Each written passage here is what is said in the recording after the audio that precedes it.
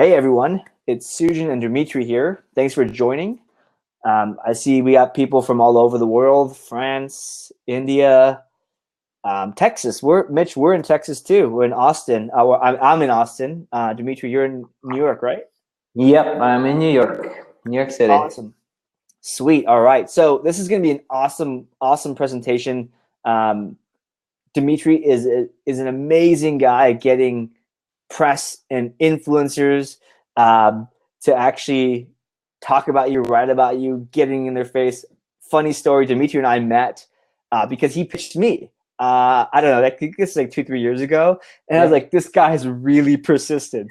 I love him. I was like a little annoyed, to be honest, but I was like, man, you're just so nice via the email. So like, I can't get mad at you. So awesome, man. Well, Dmitry, mind introducing yourself and yeah, jump right in. Yeah. My name is Dmitry, and I help people pitch journalists and influencers and get exposure through a nice means, not an annoying means. I guess I always say. I've built a couple of companies that were acquired. Most recently in 2014, I helped scale a startup and get acquired by Google, and ever since then been running a PR software company called Just Reach Out. So that's a tiny bit about me. But yeah, I'd love to kind of jump through all this intro stuff, get to the meat of it, meat and potatoes, and then also hear everyone's questions on the stuff that I'll present. So in this webinar, I'll go through the 4 strategies to acquire customers through influencers and press. And this will be actual stuff you can apply almost right away. If not tonight, then tomorrow for sure. So I want you guys to take notes as we go through it. And I'd love to hear, at the end, I'm gonna give you guys a challenge to just go and apply this and email me to let me know how it went. So this is what all of us want, right? Everybody says this all the time. We're all building businesses. We're all on this webinar, trying to get more customers, more revenue. We want influencers and press and all these people who have lots of other folks reading their articles, their blogs, their Twitter streams, their Instagram feeds. We want those eyes to be looking at our brand, and we want all these folks to be talking about us. We want to be a guest writer. We want to be a guest writer at Entrepreneur Magazine. We want our brand to be in TechCrunch. We want Sujan to interview us, right? Or somebody like Sujan to interview us, right? And folks that have millions of followers tweeting about our brand. We want somebody like that, and we want all that to happen to us. And we're always wondering, should I pay somebody for it? And if I do, how much and what should I expect from it? Because, I'll invest some money, and I usually like to get something out of it. But in PR and getting, publicity and exposure for your brand, for your company, it's kind of a crapshoot a lot of times. You kind of put money in, you're not sure what's gonna come out and at the end of this whole relationship. That's what, I talk to a lot of people. We have a lot of customers who are doing PR, different types of PR, right? And I've always been an idea, and I've never been able to figure out how to pay somebody and actually make my ROI on it. So I've always done it myself. And I've taught a lot of people how to do it themselves as well. And there's always been a better, I guess it's not even an easier way to get exposure, but it's a more sustainable way. So when I talk about sustainability, I talk about something like, Brad from Pipedrive is a great example. He was able to rank #1 for the term sales management through doing PR. And essentially, he wrote a piece of content. And then what we did afterwards is we basically had him scale his PR efforts to get those backlinks and exposure for that piece of content to outrank Wikipedia. And now he can kind of rinse and repeat that process, right? So he can pitch more guest articles, become a guest article, contribute to other publications, and actually rinse and repeat a process that gets them to rank for other keywords on an ongoing basis. That's the kind of PR strategy I love, because that's the stuff you can't really pay for all the time, because PR agencies are just not designed to think this way. So you almost need somebody like, Sujan's, help, or their agency to help you with this kind of stuff. Or, PR can be all sorts of different breeds. This guy Martin, he's never done PR. Like myself, I've never done PR. 10 years ago, I started doing it myself, but I was a software engineer just like Martin here. And he was, following through this advice, some of the tactics that we'll be learning today. And one of the tactics is use Quora and Reddit, and I'll show you exactly step by step of how that I do this. But he was able to get 1 million views on his answer. That's the very first time Martin ever engaged in any kind of PR. And he was a one-man show out of Germany. His English wasn't amazing. He's never pitched anything in his life. He wrote a piece of software called Focus and Find Focus, and he was able to do this on his own. And so this is the kind of stuff that you can apply. And I'm just saying, at the end of this webinar, I want you guys to apply it, right? Hero was able to write an article and get it featured on top of Fast Company, on the homepage of Fast Company for 18 hours without any prior experience of doing guest post outreach or doing guest posting, just by following some of these tactics that I'll be sharing. So the point of this short intro here is that you can do this. Whoever's watching this now, you're thinking, oh, how's this gonna really help me? What's next after this? Is this just gonna be another video I rewatch in a week or two? No, like, you're gonna apply one of these 4 ways that I'm gonna tell you about, and you're actually going to start getting results. If you're, persistent, and if you're dedicated to getting results, these things, this works, right? And you don't need a fancy PR firm or any huge investment. You just need, I always say, 30 minutes a day and at least 3 to 4 days a week. I'd say 4 days a week would be great, but I'll work with you on 3 days. 3 days is okay too, 30 minutes. So you're saying, all right, Dmitry, what are these 4 ways I'm gonna apply? How do I build these relationships and actually get exposure and get sales for my brand, for my company? Before we get into that, I'm just gonna go over who is an influencer, because a lot of you might be thinking, oh, Sujan, he's writing for all these publications, he's an influencer, all these people similar to him, are influencers. It's actually much broader than that, right?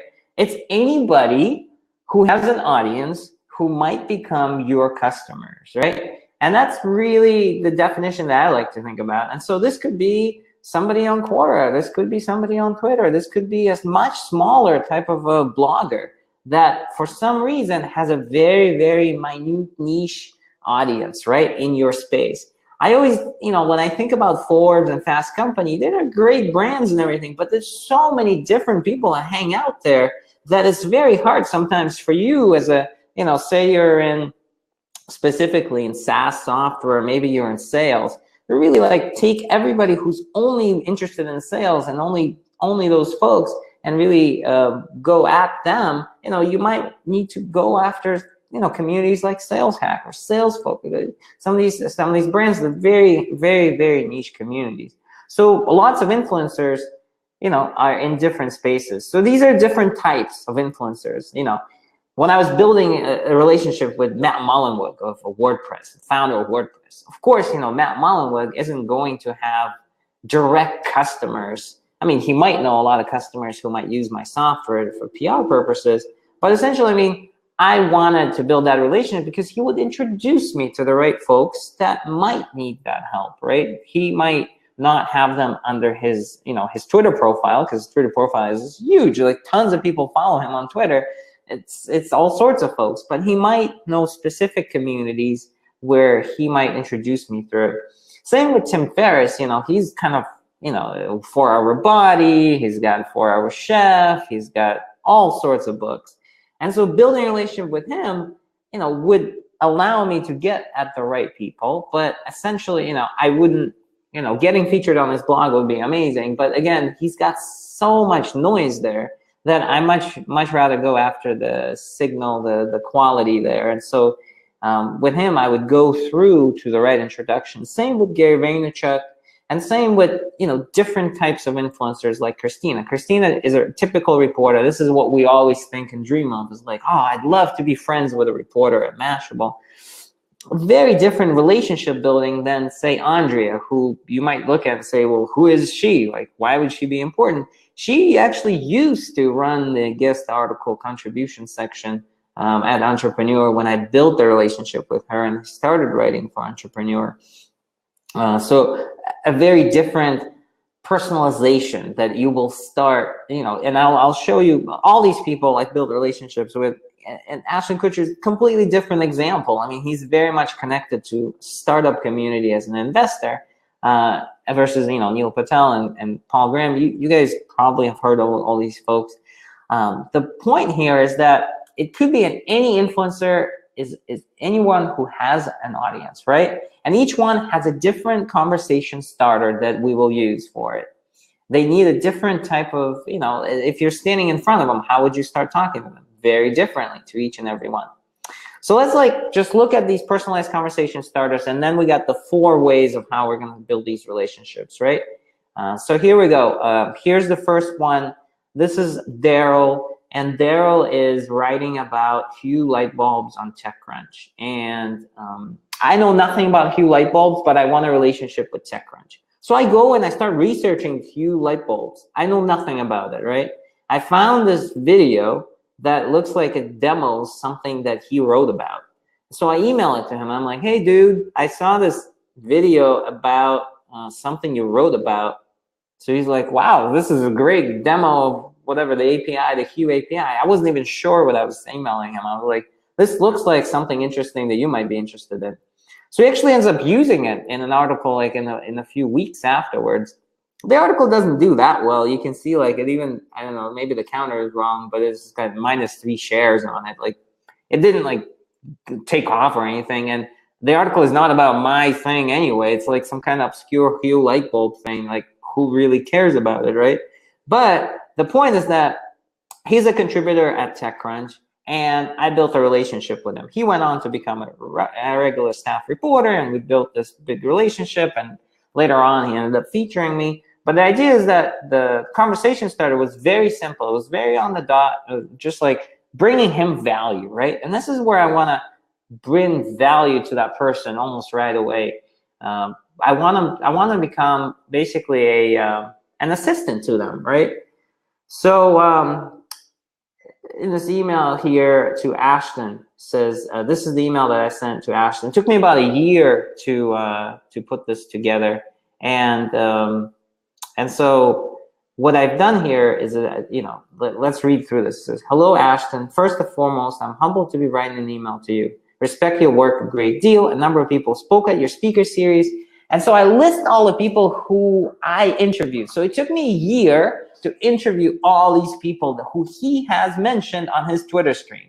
He's mentioned them somehow. Maybe he quoted them. Maybe he referred to them in some way or another. I have documented that, and then I interviewed each and every one of them. And I actually referenced him during the interviews. And so after this year of interviewing them, I'm saying, you're the only one that's missing in this conversation. And so, of course, he responds like, thanks for reaching out. Big fan of those guys. Kelly Donnelly will handle, you know, like my calendar. Let's chat.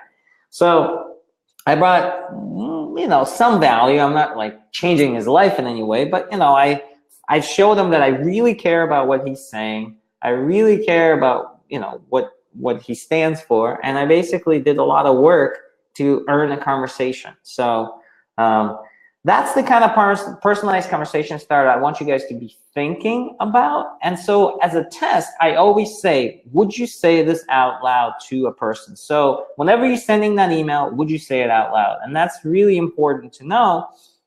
Because if you are going to read that out loud, that email, and you kind of cringe and you're like, I'm not sure if I'm going to say that out loud, chances are you're not going to send that email, and chances are it just sounds off. So give yourself that test when you're thinking about that personalized conversation starter. Would you say that email out loud? Would you actually say that out loud when you're speaking to someone?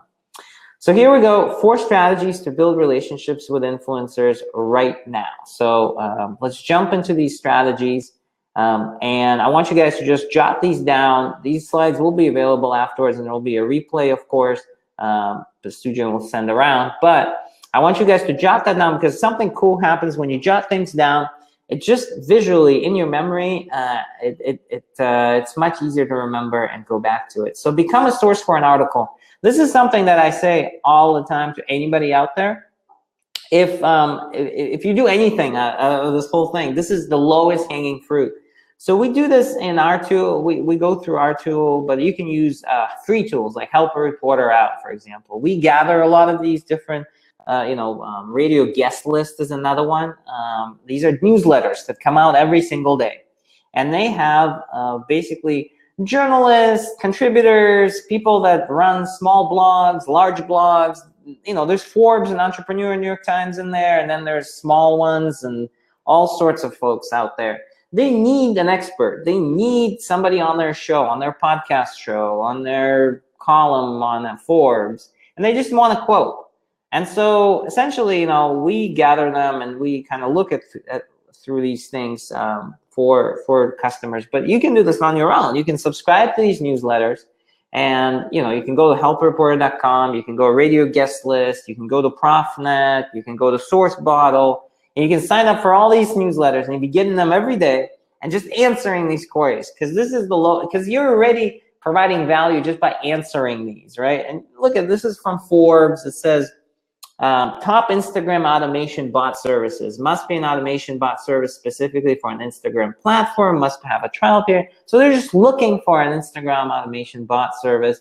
If you got one, this is a great fit. So you can actually mess around and do different searches for free if you want. Just reach out that link /ENT.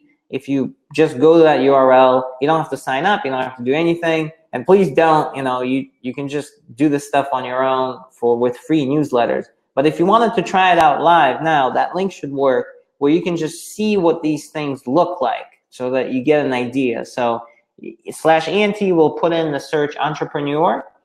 Don't click the sign up button down below. Don't click any sign up or book demo or whatever, but you can click on the Online Genius Show Seeks platform, like the title, and it'll open that up for free without sign up. And you can see what that description looks like so that you understand what you'll be signing up for when you go to get a free newsletter or something like that from Help a Reporter Out or these other different sources. But the idea is that there's these newsletters that come out every day, which you can answer. And when you answer them, you can, essentially talk to these journalists and be included in these, either radio show, or maybe it's a podcast show, or maybe it's an article on Forbes or Fast Company or Inc. Wherever, this is bookmark.com. We're looking for insights from small business owners and marketers on the latest marketing trends as we lead into 2018. This is December 8th, 2017. But again, this is very generic. So, if you got some insights, you can just respond to David and possibly be mentioned on bookmark.com. And this is, as you get going, as you start thinking, how do I provide value to journalists? This is the lowest hanging fruit for you as you start going through this stuff, because they're already telling you what it is that they really need in this, in the short term, when they're working on a piece of, either an article for a publication or a new podcast show, whatever it may be. So the first one, become a source for an article. And if you want to look at some of the examples that I kind of compiled for you guys, you can check out this link here live as you're going through this, just to get an idea for this stuff.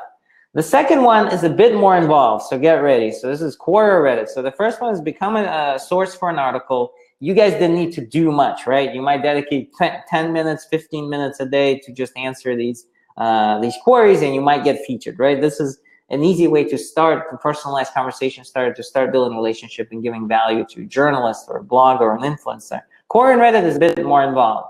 So this is how I'm going to give you just a whole story here from the beginning, right? Rebecca Grant writes for VentureBeat. I want to build a relationship with Rebecca Grant. I don't know Rebecca Grant. She is a journalist who I want to befriend. I do research about her, and I try and figure out, well, what's her personal blog looking like? What's her Twitter stream looking like? What's her LinkedIn looking like? What kind of stuff is she talking about? And I'm trying to find some commonality between her and myself, because I really want to start talking to her. And so I read this article by her. It says, Confessions of an Ex-Tech Journalist, 20 months and countless pitches later, I've got some truth to tell. So I really like it. I think I can tell her something about it, which, by the way, I can say out loud to her when I meet at a conference. Like, that's my test. And I said, you know what, this pitch would be great. You know, I would be actually proud to say that out loud. So what do? I go back to my blog, my personal blog, and I add a quote from that article. Remember that VentureBeat article? Oh, I mean, this article here on her personal blog. I take a quote from this personal blog, and I put it in my article on how to do PR for startups. So here it is. I quote it in here. Then I go and I search for trending questions on Quora about this topic, pitching journalists. Now, this might seem like a lot. It's not a lot. Look, you just took a quote from somebody's blog post. You put it into your blog post that's already published, and now you're just searching on Quora. You found it on Quora. Basically, you look at pitching journalists, and you're trying to find, you know, anything that would capture, you know, somebody's attention, something that's interesting, that's relatable to that article. And essentially, you answer that question, and you try to be the first answer in that question, and you reference that same answer by linking to your own blog. So let's break it down, just making sure that you guys are following this, right? You read Rebecca's article, you referenced it in your own blog post, then you went on Quora, found a question about that very topic, and then you answered that question by referencing your blog post with her quote underneath it, saying like, hey, check out my blog post as an answer to it. And, you know, you can do it, you know, you can give it justice. You can give some more context to it as well. I put some more videos underneath it and stuff. So this is a longer answer. Then you reach out to Rebecca and you say, hey, I actually, you know, promoted you, tweeted about this Quora answer that I put up in reference to you in my blog post.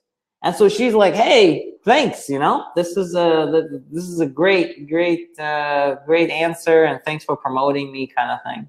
And so this kind of stuff works two ways for you. One, you can actually drive traffic from Quora itself by answering the question and being high up.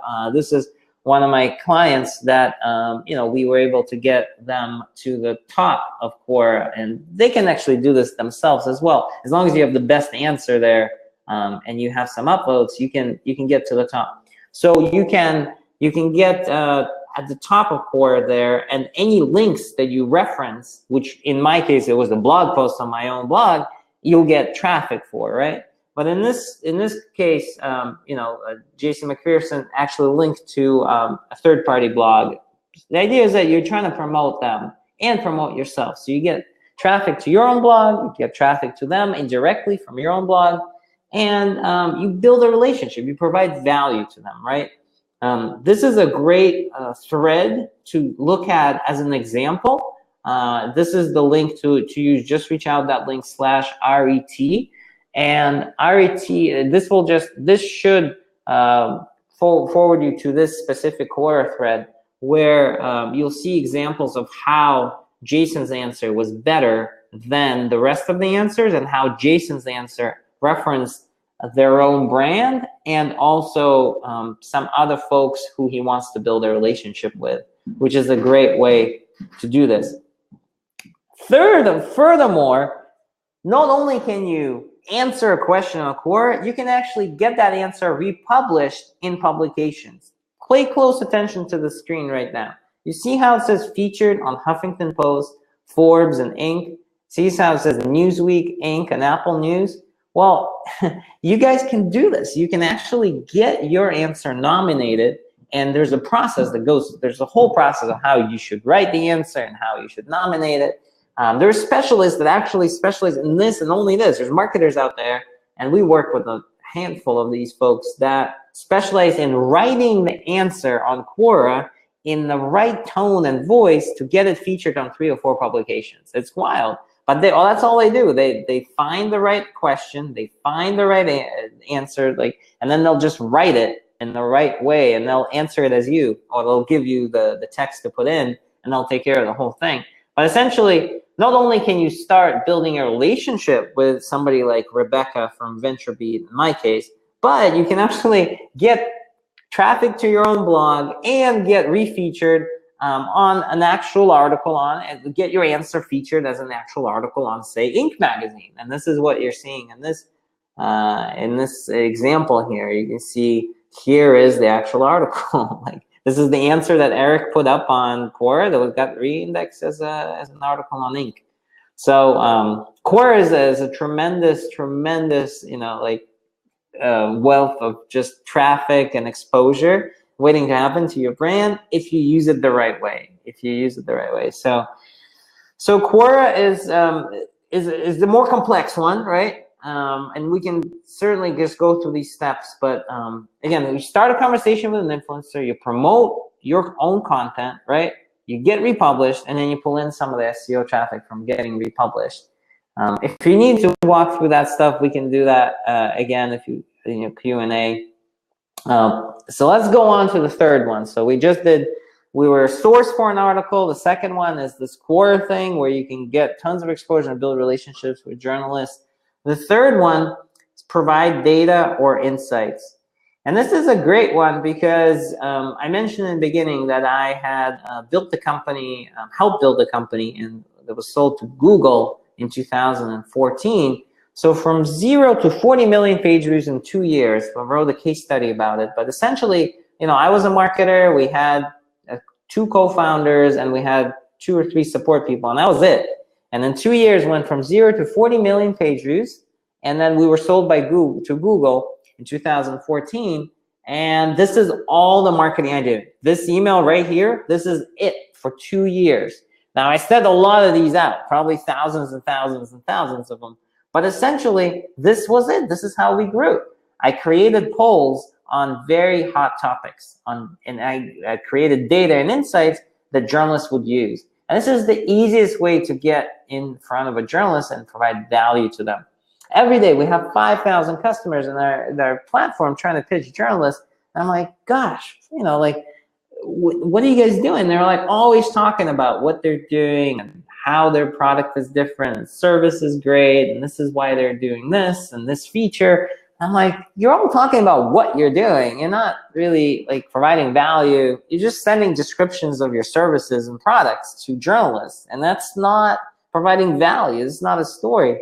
Look at what they're writing about. Create a poll or a survey and start talking about the data that you're giving them. So this kind of stuff is really powerful. So you're talking about something that's very topical. You create a poll, you collect data around it, and we can talk about specifics of how you can create data, and that's how I do it. But essentially, just go on techmeme.com or whatever your industry is and try to think of, you probably know what are the hottest issues right now in your industry. Try and run a poll, maybe get 100 people, maybe 150 to respond to your poll or survey, and then pitch that data around it. This is invaluable stuff for journalists. This is the case study that I wrote about how we went from 0 to 40 million page views and got acquired. But essentially, there's a lot of these different templates that I use to pitch the topic, the trends, the insights, the data, and pitches like this, where I actually have highlights of my study that I've done, would eventually turn into an article like this, right? And it's an experiment, so you might not be able to get all your data featured, or every time you run a survey, you get that featured. But this is a way to start a conversation that brings value. You're an assistant to that journalist. So data and insights is a big one. That's number 3. So number 4, the very final one, and we're towards the end here, so I'm excited to hear your questions. And I wanted to kind of keep this simple so that we can chat more towards the end. But interview someone. And this is the easiest way to build relationships with influencers and bloggers. You want somebody to promote your brand? Become friends with them by promoting them somehow, right? So, I mean, if you look at this screen, you're like, oh, Dmitry, you got all these like big name folks. I was a nobody. I was just like you. I was even worse than you. I was nobody. I had no following. I had no blog. Nobody knew me at all. So I just one step at a time up the ladder, right? Like I didn't jump at Tim Ferriss right away. No, I like interviewed small time entrepreneurs in Silicon Valley when I moved over there and started my like marketing career. I didn't know anybody. And so anybody at meetups, anybody who I could try, and then step by step, I started graduating to folks. It doesn't have to be a sit-down interview. That's a big commitment, you know, on your end and their end. But this could be as simple as that. So look at it. 2011, I pretty much knew nothing. I mean, I knew a little bit about marketing, but I was just not connected. I didn't know anybody. I didn't have my own blog. And I was doing a Q&A series on, would you buy Facebook stock if you could right now? This was before Facebook was, you know, public, of course. And, you know, like, Rand Fishkin was a big deal at the time. It was still called SEO Moz, right? Chris Messina's still a big deal. Rand Fishkin's kind of a big deal these days too. But Paul, he was the founder of FriendFeed. I mean, Gmail creator. Robert Scoble was a big deal. And so I would just get a quote from them and put it up on the blog and promote it, run some Facebook ads or Twitter ads on it, and get some Google ads, I think at the time I even did. To get some eyeballs on it, and just bring them some traffic. They all loved it, right? And building that relationship might not necessarily, you know, land you into New York Times, but, you know, somebody like Rand Fishkin promoting your brand, kind of a big deal. Maybe Rand can introduce you to the right people in the press, right? Because he's very connected. And so that's the idea. That's the idea behind the interview tactic number 4. So quick review. If you remember anything, just remember this. Would you say this out loud? You got to start up that personal conversation starter, and you say, would you say this out loud when you read out your email that you're sending to somebody, whether you're doing a PR pitch to a journalist or a blogger, or you're trying to build more of a relationship type of email. And here are the four tactics. One is become a source for an article. You can try it with this link just to look around, or just remember, you know, there's these newsletters that come out.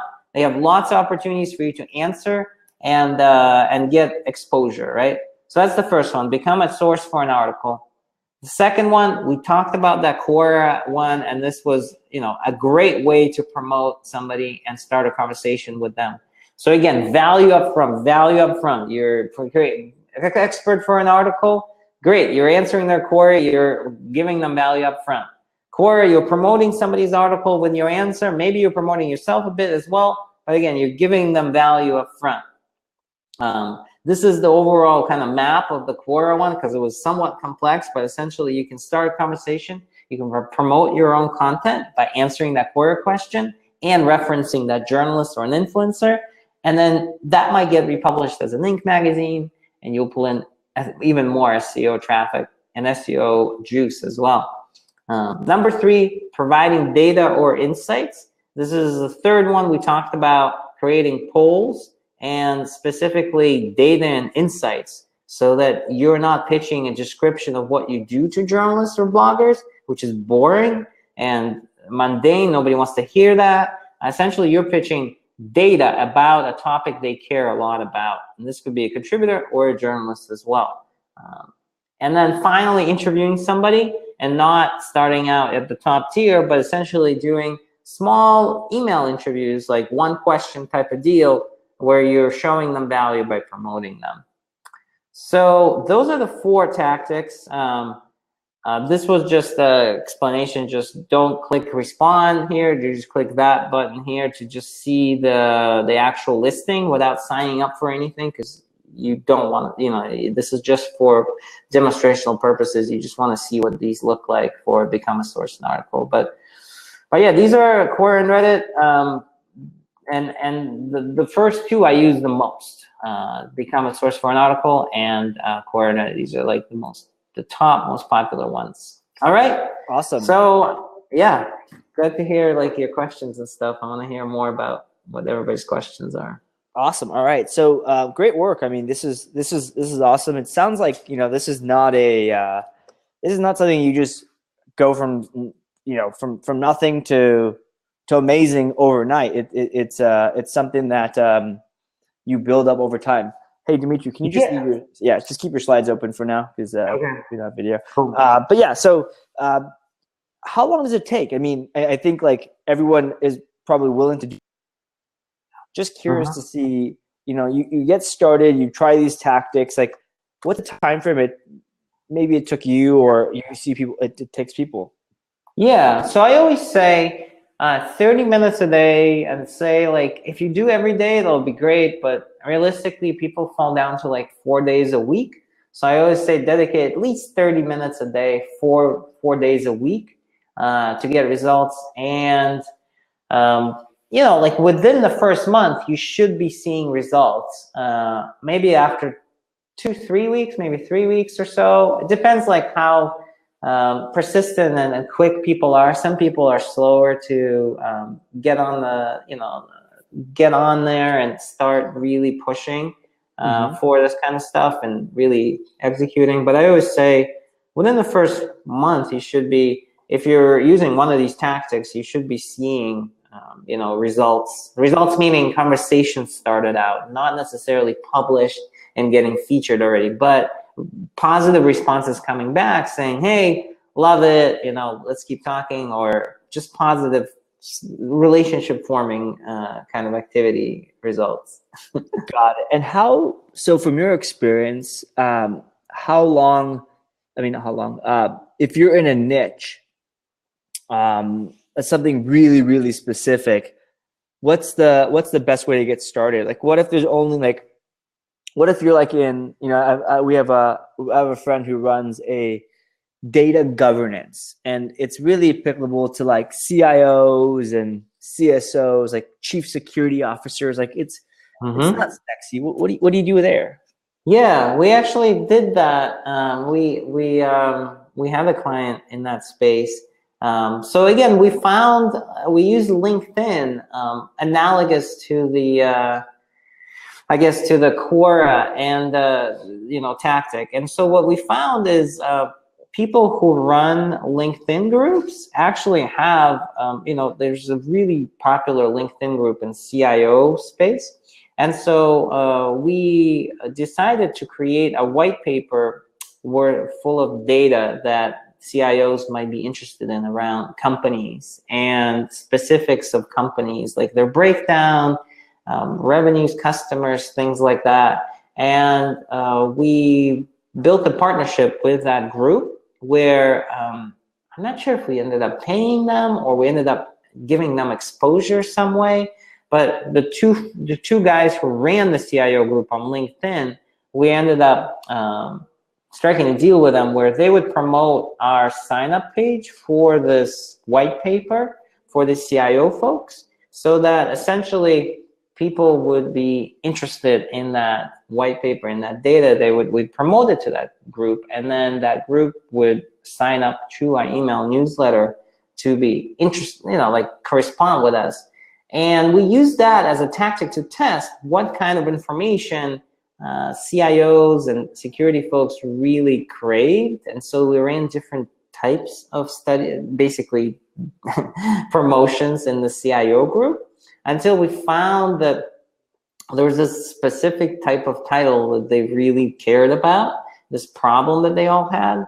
And we just started identifying, you know, journalists and bloggers that tend to cover these types of tactics, and started doing more of tactic 3, was it? Yeah, the data, the insights and data around that realm of, you know, like whatever that question was. So we used the LinkedIn group to do research, basically, to figure out, because we didn't know anything about the space. And so we needed to learn more.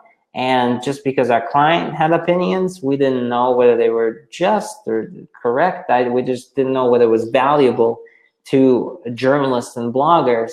And so essentially, we wanted our customer to be #1 authority in terms of data for this kind of for this industry. And so we worked on figuring out what that data should be, and then they created that data, and we worked on that, as well as content marketing for them to rank #1 for those key terms. But we use the data one a lot with those obscure ones, because a lot of times, the obscure ones, you don't have journalists like giving you queries, like, hey, become a source for it. And you don't have, you know, like core questions around it too much. It's very hard to interview people around that as well. And so data usually is the best way to kind of like start conversations or get exposure, because the message itself is even boring sometimes. Like you're like, I don't, you're a security firm, whatever. So like you're trying to like always tie that into like, oh, Bitcoin, like this whole thing just crashed. You know, what kind of insights, data, like can you show around this thing happening twice, 3 times, 4 times for this firm? What's your opinions? Let's do a survey. Let's interview 3 or 4 crypto security analysts and kind of ride the back wave of that story a little bit with data and insights that's more than just news. Because usually when a story comes out, it's like all news. It's like, hey, this is what happened. And then the analysts come out and they're like, well, this is what actually will happen next. And this is where your client or somebody who's like super niche and is obscure in some weird field can really add a lot of value to it. Gotcha. That makes sense. Yeah. So I think that data one, I've seen it work really well. Like I've done it for like car insurance and different things like that. One of the things that I've seen has helped me a lot is if it's a really, really specific niche, going broad on something that like for example, car insurance.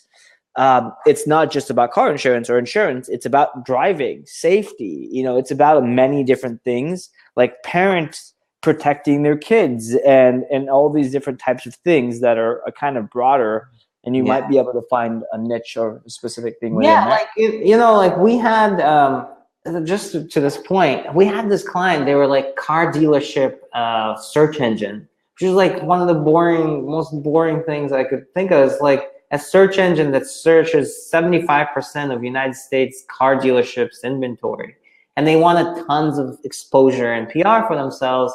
And I was like, guys, like we just can't keep like talking about what you do.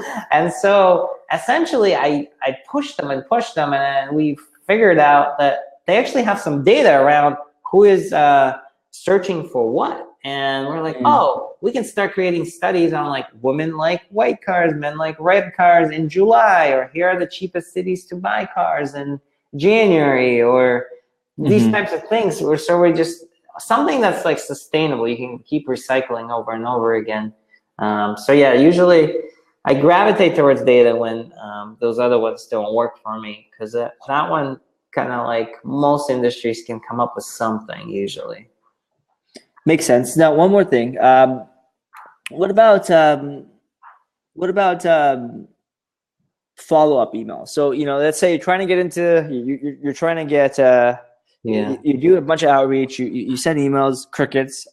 What's your follow-up email process? Yeah. I actually am just changing up my Mailshake follow-up stuff now for the cold email stuff I'm doing. But a lot of times it's bringing more of that value in a different, it depends what you're doing. Like now I'm doing sales outreach stuff, so it's more of a different approach. In this case, this is more like relationship building emails. So what I'm trying to do is share, not all of it, but so the initial email might share 25% of the data or 25% of the pitch. And then your 5 follow-up emails are going to kind of put that pitch, all of it together. Because the follow-ups are where you're going to get responses. Like most of your responses are going to come from those 5 follow-ups you do. And so essentially you do not want to be that annoying person saying, hey, did you get my email? Hey, did you have this? Like these emails need to be designed in a way where you're always bringing value. So as an example, like, oh, I saw you had a typo, right? I do all that research ahead of time. I already know there's a typo there, stuff, but I'm not going to put it all in the same email sequence, like saying, hey, like, this is my pitch and this is the data and you got a typo. I save all that so that I can follow up and bring value at every single point. So day 2 or day 3 follow-up might be like, hey, there's a typo in this other article. Day 5 follow-up, day 6 follow-up might be, you know, hey, actually, I have some more data around that point where I found it the other day and I added it in. here, can you take a look at this new data that I have? You know, day 7, day 8 might be, you know, I saw a tweet from you from, you know, like 3 weeks ago, which referenced this point, and I actually have more on that. And so day 6 might be like a comment that, you know, that you had somewhere. And so I had done all the research. And so essentially, I keep coming back with valuable pieces of content or data around that person's writing, their commenting, whatever it may be. And you're thinking, probably people are thinking this, like, oh, there's so much research. Usually not. Like, I usually just do a deep dive on a person. I find like 5 or 6 different things I want to start a conversation about. And that's it. I document all that. It all goes into a follow-up sequence. And that's it. And it's just designed to keep bringing more and more value to that person. My sales stuff is more like I send different case studies, basically. Like, hey, you know, like I was just wondering if you wanted to be in an article like this versus that, you know. But with the relationship building, it's more of like those details that I send over. Awesome. Thank you for that. Yeah, sure. I can, you know, share later on. I can share examples of it too, if that helps. Yeah, and looks like Jason just asked, what's the link to use the software? So it's just reach out. Is it? What's the URL again? So it's justreachout.io. So this is what on the screen here, justreachout.io. That's the software, and you can book a demo or like contact us there, and we can help you out. Awesome, sweet. Thanks for your time. Appreciate that, and everyone that's listening.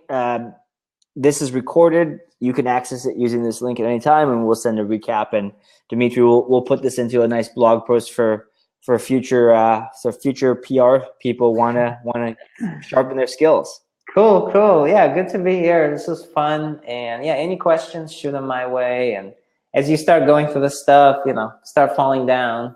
I'm always happy to answer people's questions and give them examples of how to do this stuff. And don't feel like overwhelmed with this stuff.